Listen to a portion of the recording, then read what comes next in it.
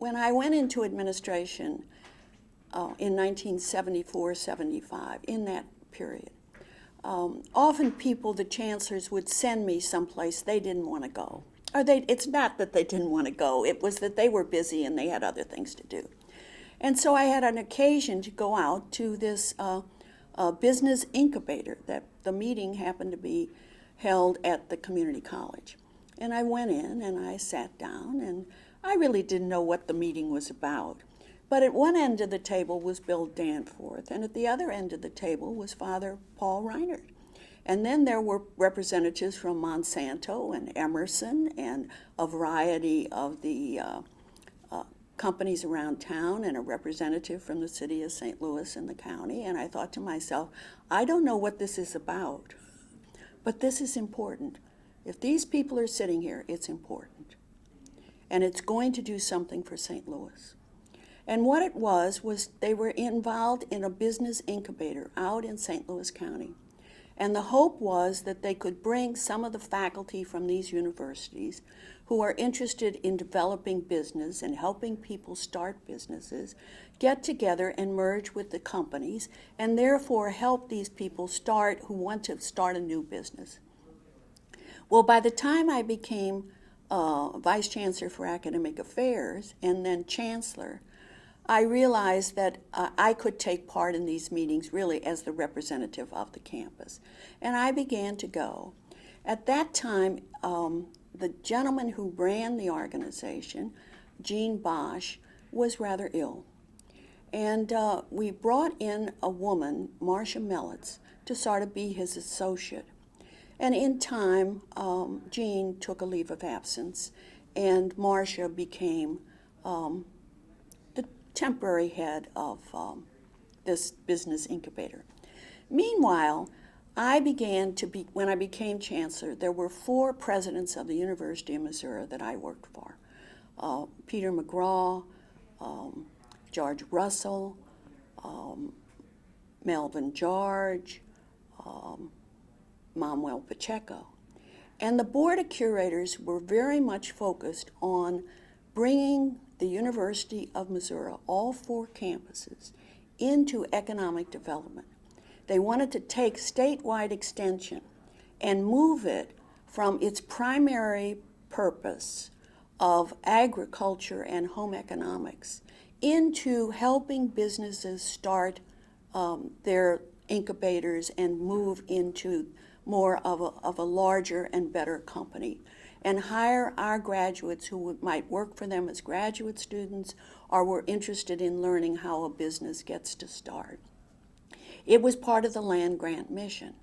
Well, I was working, as were my 2 predecessors, Marguerite Ross Barnett and Arnold Groban, into really making UMSL an urban university, a university that wasn't just located in St. Louis, but was a partner and was part of St. Louis.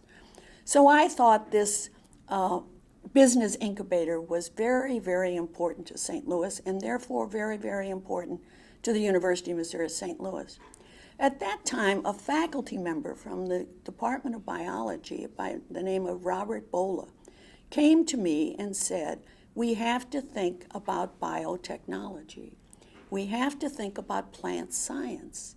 We have to bring technology into the sciences. It was really sort of an early STEM kind of philosophy. And he said, we're somewhat in it. We have a number of faculty who can be involved in it, but we should be in it in a much more concerted way. So I believed Mr. Bola, and I was also on the Missouri Botanical Garden Board, and I was on other boards around town, the RCGA, and I could see the city was moving to develop into more of a science technology region. I also knew that both Washington U and St. Louis U were buying property, coming together in what is now Cortex, but they would buy a building here and a building there. And then I realized that Father Biondi was putting up a $75 million research building on Grand over near the medical school. And I saw that Washington University was really supporting BJC in its effort to bring better medicine into the St. Louis region. We also at that time had a nursing school that we were starting, and we were merging with the Barnes Nursing College. So there were a lot of things going on the campus academically. Then Peter Raven became a curator, and he was pushing for biology and biotechnology. So when the business incubator in the county was beginning to have less and less activity, and I knew Marcia Mellitz. We were having a meeting of our continuation of that other committee has now moved, and they were out of the county, and they were looking for somebody to run it, and they were looking for someone to go find a building and move more into the science area. Although the business incubator would continue, I paid for the salary of Marcia Mellitz. So that brought the University of Missouri St. Louis much more effectively into this idea that universities, companies have an obligation to sort of help people grow the business connection or the science business connection.